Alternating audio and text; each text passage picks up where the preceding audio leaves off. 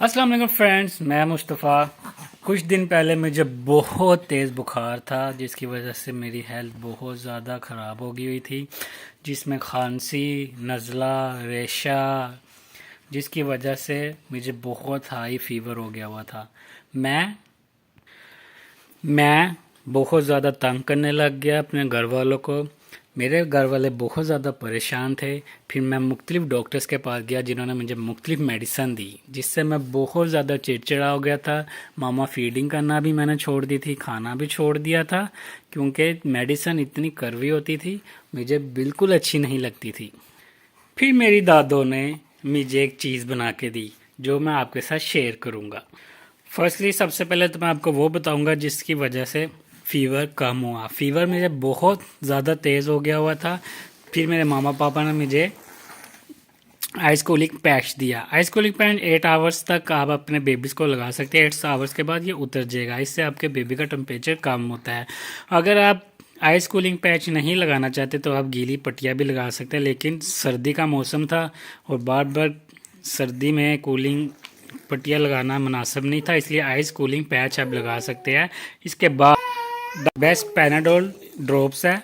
इसको हमने अपने बेबीज़ को 4 आवर्स के बाद 1 पूरा ड्रॉप्स दिया है, जिसकी वजह से उसका बुखार बहुत जल्दी डाउन हुआ, बहुत जल्दी कम हुआ।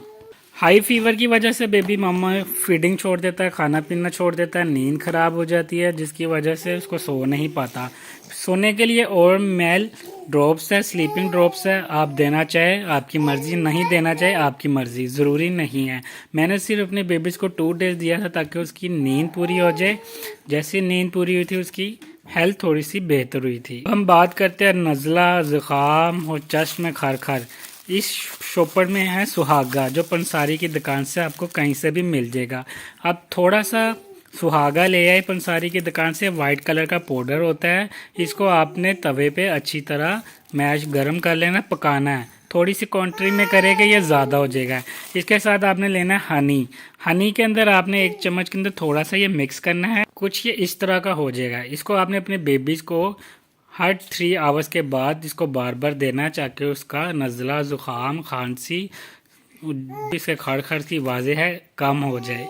चेस्ट में उसके जैसी भी आवाज़ होगी उसको कम करने की कोशिश करेगी। इसके साथ हमने कोफ वर्ब के ड्रॉप्स दिए हैं, जिसके अंदर आईवी लीफ है। ये बहुत अच्छे ड्रॉप्स है जो खांसी से आराम देता है, बलगम को पतला करने के लिए, सांस में मदद देता है बेबी को लेने के लिए।